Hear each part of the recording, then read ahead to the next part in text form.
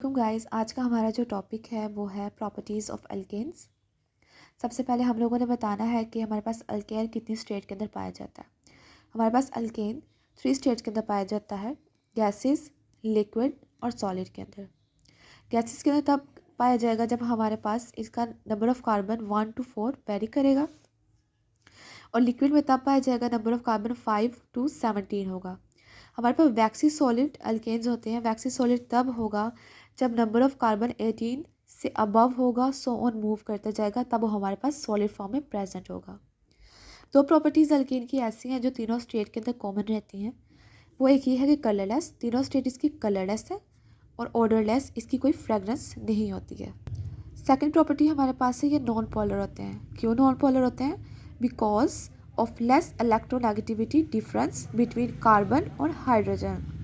Non polar इसलिए होते हैं कि हाइड्रोजन और कार्बन के अंदर इलेक्ट्रोनेगेटिविटी का डिफरेंस बहुत कम होता है, जिसकी वजह से वो कोवलेंट बॉन्ड बनाते हैं, और कोवलेंट बॉन्ड कभी भी अलाउ नहीं करता अपने मॉलिक्यूल को कि वो पोल्स के अंदर डिवाइड हो जाए, जिसकी वजह से तमाम कंपाउंड अल्केन्स के जो होते हैं वो नॉन पोलर होते हैं। आगे इसकी थर्ड पॉइंट है सोलेबिलिटी। सोलेबिलिटी देखेंगे तो हमारे पास जब हमने कहा है कि ये नॉन पोलर है, तो इसका मतलब है ये पोलर कंपाउंड के अंदर सोलेबल नहीं होता है।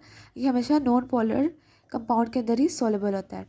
सोलेबल इन नॉन पोलर्स और weak polars like benzene, ether, carbon tetrachloride etcetera. जितने भी नॉन पोलर हैं उसके अंदर अल्केन सोलेबल होते हैं। Non soluble in polar compound such as water, water के अंदर और जो दूसरे कंपाउंड जो पोलर हैं उनके अंदर अल्केन सोलेबल नहीं होते। नेक्स्ट पॉइंट देखिए, हमारे पास है मॉलिक्यूलर मैस। जैसे जैसे इसका मॉलिक्यूलर मैस इंक्रीज होता जाएगा, वैसे वैसे इसका बॉइलिंग पॉइंट, मेल्टिंग पॉइंट और डेंसिटी भी हमारे पास ये तीनों भी इंक्रीज करेंगी। क्यों इंक्रीज करेंगी? जब मॉलिक्यूलर मैस इंक्रीज होगा, नंबर ऑफ कार्बन इंक्रीज होएंगे, तो हमारे पास उस बॉन्ड को, वो बॉन्ड ज़्यादा मजबूत होता जाएगा, और हमें लंबी चेन बनती जाएगी, लॉन्ग चेन फॉर्म करेगी, और हमें ज़्यादा हीट की और ज़्यादा टेम्परेचर की ज़रूरत होगी उन बॉन्ड को तोड़ने के लिए।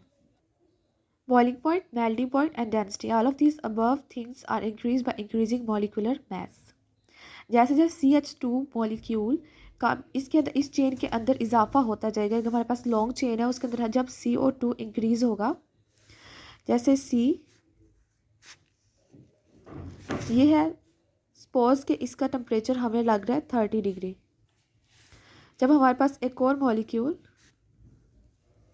CH2 का इजाफा हो जाएगा, तो अब हमें यहाँ पे 40 डिग्री 50 डिग्री टेम्परेचर देना पड़ेगा, क्योंकि जब एक CH2 इंक्रीज होता है तो हमारे पास 20 to 30 डिग्री टेम्परेचर जो सा है बॉइलिंग पॉइंट उसका इंक्रीज हो जाता है। जैसे कि हम लोगों ने ऊपर पढ़ा कि boiling point of branch chain alkanes are less than straight chain. क्यों ऐसा क्यों होता है कि ब्रांच चेन की जो बॉइलिंग पॉइंट होता है वो कम होता है as compared to straight chain? अब यहाँ पे ये 2 चेन से हमारे पास 1 और 2, ये इनके दरमियान जो है, इनके दरमियान ये लंडन डिस्पर्शन फोर्सेस है, ये डायरेक्ट बॉन्ड बना रही हैं एक दूसरे के साथ, कि इनके अंदर इतना डिफरेंस भी नहीं है, और ये डायरेक्ट, जिसकी वजह से इनका ये बॉन्ड जो होता है वो स्ट्रॉन्ग होता है। लेकिन जब हम लोग ब्रांच की बात करेंगे, ब्रांच चेन की बात करेंगे, तो जब ब्रांच में आ जाएगा ये ब्रांच है और एक ये ब्रांच है, इनके अंदर ये जो बॉन्ड है इनका डिस्टेंस भी बहुत ज़्यादा है। डिस्टेंस ज़्यादा होने की वजह से ये वीक होती हैं, और इनका जो बॉइलिंग पॉइंट है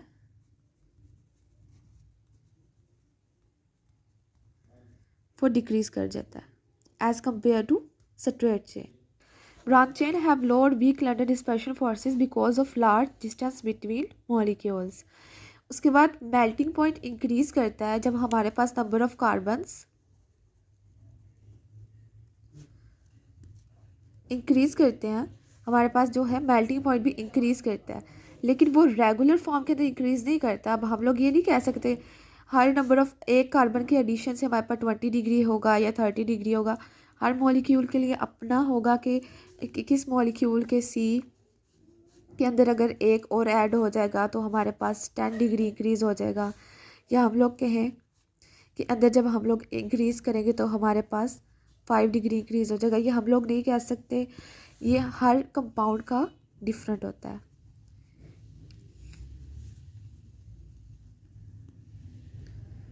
ये था हमारा आज का लेक्चर। अगर आपको लेक्चर अच्छा लगा हो तो मेरे चैनल को सब्सक्राइब करें और कमेंट करके बताएं ताकि मैं और वीडियोस अपलोड कर सकूं। Thank you. अल्लाह हाफिज़। Take care.